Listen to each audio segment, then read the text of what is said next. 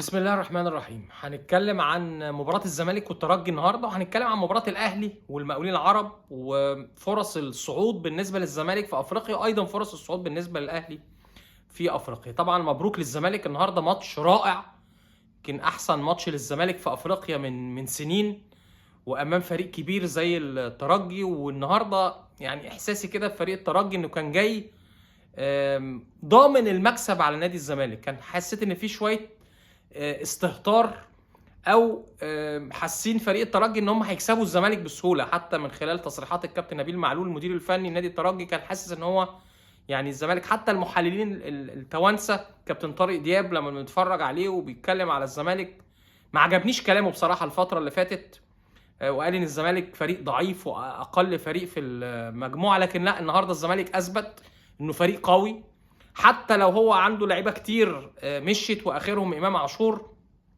حتى لو الزمالك عنده نقطه واحده كان في المجموعه، الزمالك عمل جيم كبير النهارده امام الترجي. واكيد احنا يعني مع بعض الفتره اللي فاتت كنا بنتكلم، قلنا الزمالك لو ركز ومستر فيريرا ما خافش من الترجي ولعب بشكل هجومي والروح القتاليه لعيبه الزمالك كانت عاليه جدا، فده حصل النهارده. لعيبه الزمالك كانت هايله النهارده في الملعب، الزمالك لعب بتشكيل هو الافضل لنادي الزمالك في الفتره الحاليه.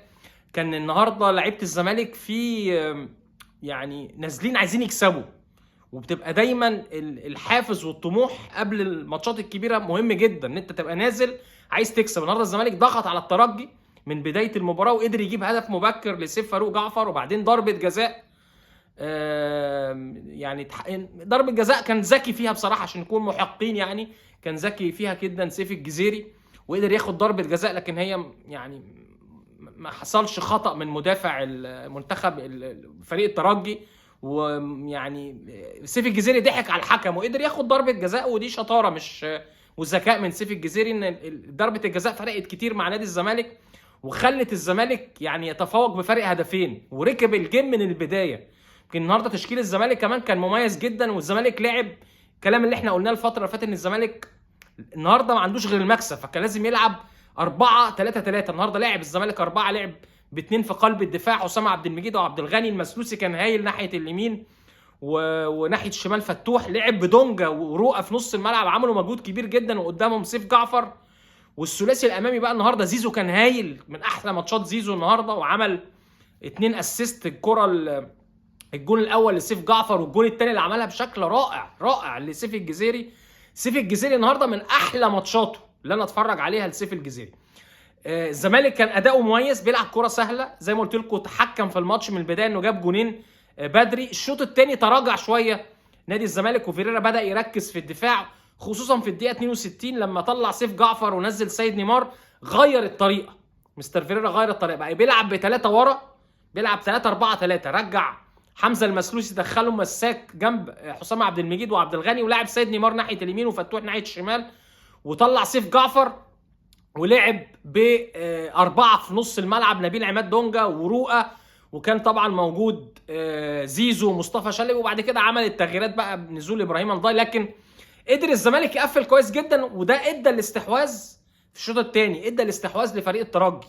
يمكن الماتش كمان اتصعب جدا لما الترجي احرز هدف وبقت النتيجه 2-1، ولكن قدر الزمالك يتماسك ويبقى منظم جدا دفاعيا، وقدر فيريرا في الوقت المطلوب ان هو او الوقت الصح ان هو يلعب بثلاثه ورا ويغير طريقه اللعب ويقفل الجيم على فريق الترجي التونسي. وبالهجمه المرتده اللي سبب فيها محمد صبحي خلي بالكم هو اللي بدا الهجمه، الجون الثالث، وعمل كره ايد ورجل حلوه قوي لزيزو ناحيه اليمين. زيزو عدى ومشي وعمل سبرنت وعمل كره بالعرض لسيف الجزيري.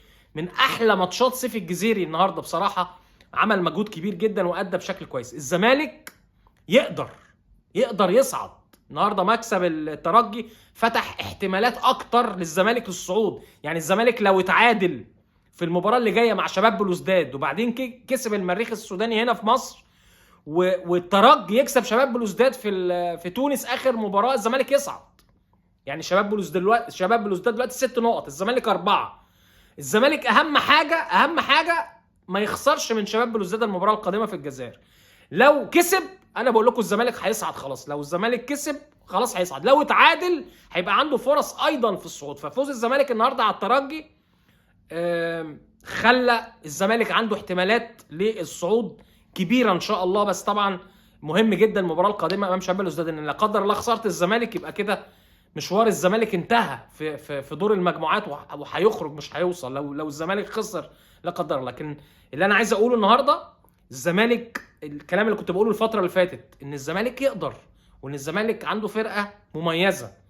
ومستر فيريرا لو لعب بشكل هجومي ولعب زي ما لعب النهارده وعمل تكمله هجوميه من الاطراف، وسيف جعفر اللي اشتغل بشكل كويس جدا كلاعب رقم 10، ولما الزمالك كان بيفقد الكرة كان بيرجع يبقى 8 في نص الملعب مع دونجا ورؤى، الزمالك اشتغل بشكل كويس جدا وكان مركزين النهارده، وكان في روح قتاليه عاليه من لعيبه الزمالك، فعشان كده قدر يتفوق على الترجي. زي ما قلت قبل كده المستويات كلها قريبه ما بين الفرق، الترجي مع احترامي ليه فرقه مميزه وكل حاجه، لكن مش مستواها مش بعيد او اكتر من او اكبر او احسن من نادي الزمالك بفرق كبير. بالعكس الزمالك النهارده لما ركز قدر يكسب الترجي. مبروك للزمالك، وسعيد جدا النهارده بروح واداء وتنظيم لعيبه نادي الزمالك. الزمالك لما بيحط دماغ يعني قدامه هدف ان هو نازل يكسب هيكسب، غير الماتش اللي فات بتاع الترجي في تونس كان فيريرا لعب بطريقه دفاعيه واللعيبه خايفه من الخساره، لكن النهارده الزمالك من اول دقيقه عايز يكسب وقدر يكسب المباراه. وعلى فكره دافع كويس جدا في الشوط الثاني رغم انه ساب الاستحواذ زي ما قلت لكم لفريق الترجي. مبروك للزمالك. الاهلي النهارده لعب بالظبط 25 دقيقه في مباراه المقاولين. الاهلي فريق كبير، وكولر ضحك علينا النهارده ولاعب كل اللعيبه الاساسيين، يمكن بس اللعيبه اللي هو كان راجعه من اصابه زي شريف او كهربا كان احتياطي ما لعبش، محمد شريف برضه حافظ عليه عشان ماتش سان داونز، لكن لعب بكل الاساسيين، لعب بالقندوسي ولعب في نص الملعب بحمدي فتحي ولعب بعلي معلول ولعب بمحمد هاني والشناوي حارس مرمى، لعب بكل اللعيبه. الاهلي النهارده خلص المباراه في 25 دقيقه، يعني جونين ضربه جزاء صحيحه للنادي الاهلي طاهر محمد طاهر، وفيها شويه قله خبره من عمر فايد مدافع المقاولين، وبعدين شفنا علي معلول طبعا جاب الهدف الاول من ضربه جزاء، وبعدين شفنا الهدف الثاني بتاع محمد هاني الكره اللي خبطت وفاروق نور الدين. فالاهلي لعب بالظبط 25 دقيقه، وبعد ما الاهلي جاب الجون الثاني وبدا يتحكم في سير المباراه بدا اداء الاهلي يهدى، والاهلي بدا يقلل الهجمات بتاعته. كل ده ليه؟ عشان لعيبه النادي الاهلي بتفكر برضه في مباراه سان داونز، مش عايزين اجهاد، ان مباراه سان داونز قريبه وخلاص، يعني كمان 3 ايام يوم السبت. فطبعا الاهلي بعد ما جاب الجون الثاني وحقق الهدف، الاهلي عنده خبره ان ازاي يقدر يتحكم في رتم الماتش وهو كسبان، فبدا النادي الاهلي يهدى، بدا النادي الاهلي يمسك كوره ويلعب من رجل لرجل وما بقاش فيه جري كتير.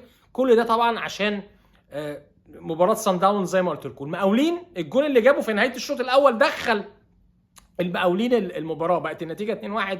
ودايما بقول لكم ان مشكله النادي الاهلي كل الاهداف اللي بتيجي من النادي الاهلي من الكور العرضيه، قلب الدفاع فيه مشكله كبيره جدا. النهارده جون اوكلي اللي جاب الجون مسؤوليه محمد عبد المنعم وياسر ابراهيم، راجل لوحده خالص، حتى علي معلول يعني حب يعمل التغطيه العكسيه، لكن جون اوكلي كان لوحده خالص وقدر يسجل هدف. الشوط الثاني طبعا الاهلي لعب تجاري، ان هو بيحافظ على النتيجه وبيحاول يقفل كويس جدا بدون ما يجهد نفسه يعمل هجمات. يعني كان الشوط الثاني من جانب واحد بصراحه لصالح نادي المقاولين اللي عمل شوط كويس جدا، لكن الاهلي كان قافل كويس جدا، ولاعيبه النادي الاهلي عندها الخبره ازاي يحافظوا على النتيجه، وقدروا على مدار 45 دقيقه عمر الشوط الثاني ان هم يحافظوا على اداء او على النتيجه بالنسبه للنادي الاهلي، وتقدم النادي الاهلي 2-1. برضو الاهلي عمل المطلوب منه في الدوري النهارده وكسب المقاولين، انا شايف باقل مجهود. زي ما قلت لكم الاهلي بدا قوي جدا في اول 25 دقيقه، خلص الماتش وبعد كده بدا يلعب يعني لعب تجاري شويه عشان يطلع بالثلاث نقط ومكاسب كتير للاهلي النهارده من المباراه، ويحافظ على الناحيه البدنيه وعدم الاجهاد قبل مباراه سان داونز. طبعا مباراه سان داونز القادمه خطيره جدا جدا، ماتش الساعه 3 العصر. النادي الاهلي ما بيحبش يلعب في التوقيتات دي، طبعا الظروف في جنوب افريقيا بتبقى صعبه في التوقيت ده. فريق سان داونز فريق مميز جدا،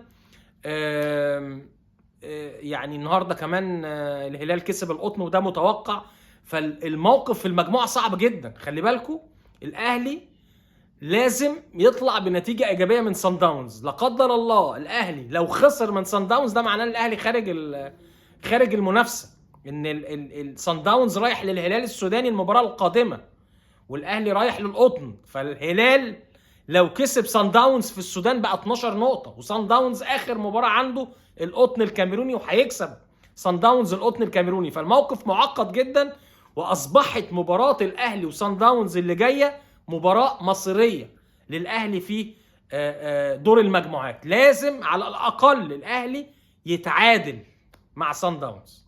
مباراه طبعا صعبه جدا، واعتقد كولر هيلعب بالتشكيله.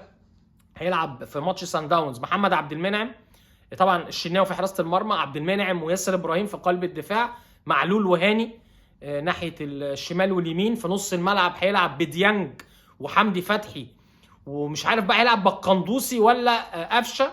والثلاثي الامامي طبعا حسين الشحات مش موجود بسبب الاصابه، هيكون رجع احمد عبد القادر، موجود طاهر محمد طاهر، موجود بيرسي تاو، وموجود كهربا، وموجود محمد شريف. يعني في هنشوف هيلعب بمحمد شريف ولا كهربا في الجانب الهجومي، خصوصا ان كهربا برضو بقى له ماتشين مصاب وحتى ما لعبش النهارده وكولر مريحه، فممكن محمد شريف يبدا، ممكن كهربا يبدا. وفي طبعا يعني طاهر محمد طاهر اعتقد واحمد عبد القادر هيكون ليهم الدور الكبير في تشكيله الاهلي الهجوميه في المباراه القادمه. ان شاء الله بالتوفيق للاهلي، ماتشات مصيريه جدا للاهلي والزمالك في دور المجموعات المرحله القادمه. ماتش الزمالك وشباب بلوزداد، ماتش الاهلي وصن داونز، ان شاء الله بالتوفيق للفرقتين. وموقف صعب مش سهل، لكن ان شاء الله الاهلي بخبرته والزمالك ان شاء الله بالمباراه الحلوه اللي عملها مع الترجي النهارده يقدروا يعدوا ان شاء الله الفتره الصعبه في دور المجموعات.